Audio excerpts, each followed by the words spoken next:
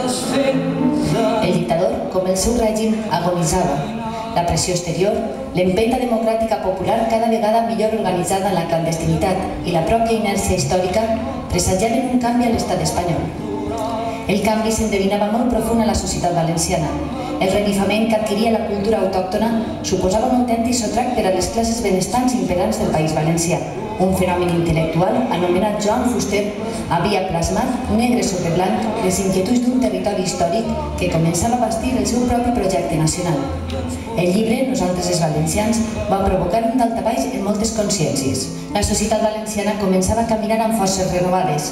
Arreu del país prenia impuls una incipient classe treballadora orgullosa dels seus orígens que començava a conèixer la seva pròpia cultura. Atiat pels grans intel·lectuals, el moviment s'estenia mentre el sistema polític caduc començava a tremolar pels privilegis adquirits a cops de baioneta. El País Valencià es despertava. Algú reclamava democràcia, algú demanava un estatut d'autonomia, algú qüestionava la jerarquia establerta, l'ordre dels vencedors, la pau del 39. Tots ella tornarà, qui molt de temps no pot durar, segur que tomba, tomba, tomba, ben corcada deu ser ja. Calia neutralitzar allò.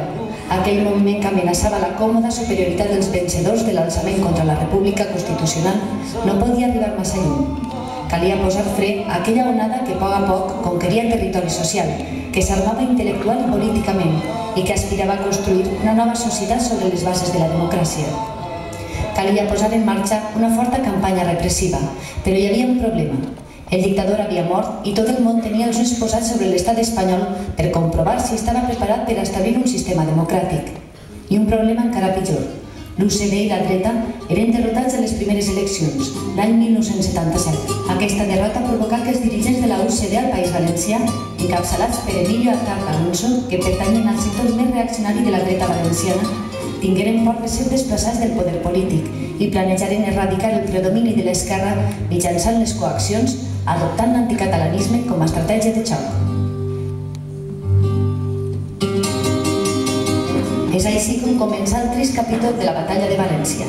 Els defensors de l'ordre deciden enfrenar la investida amb totes les armes que tenen a mà, però ja no ostenten el control absolut de mitjans de comunicació i forces repressores. Per tant, s'ha d'organitzar un bon muntatge, una autèntica teranyina que defensa els interessos de classe i les parcel·les de poder adquirides per la força de les armes.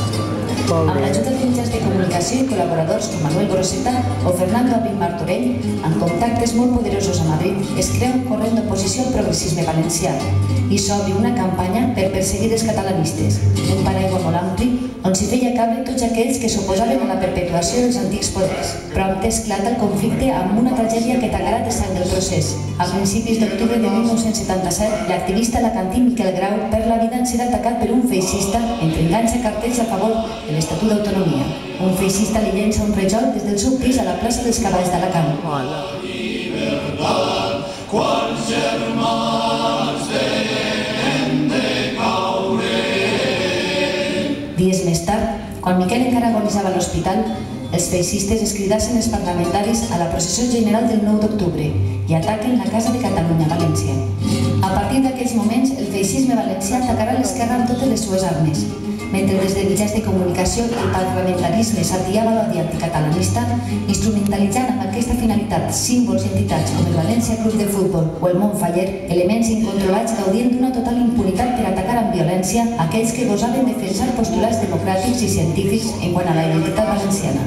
El 8 d'octubre de 1978 es col·loca una bomba a la plec del País Valencià, a la plaça de Greus. Només uns dies més tard, l'intel·lectual humanista més brillant de la nostra història recent, Joan Fuster, rep un paquet bomba que causa danys a la seva vivenda. No serà l'únic artefacte. El 4 de desembre del mateix any 78, un altre intel·lectual de trajectòria exemplar, el lingüista i historiador Manuel Sánchez Guarner, és atacat amb explosions després d'una manifestació del Grup d'Acció Valencianista. I un any després, rep un altre paquet bomba dins d'una caixa de torrons que no arriba a obrir gràcies als seus coneixements militars. El Consell fa marxa enrere respecte als símbols i el País Valencià perd alguns dels seus trets identitaris. Però els feixistes no es conformen amb això i aprofiten la seva impunitat per continuar els atacs. L'any 1980, el bar El Sifó és metrallat. Josep Guillà i la seva família són agredits. L'any 81 tornen els explosius. A la seu del PSPB a Alacant es talla un artefacte.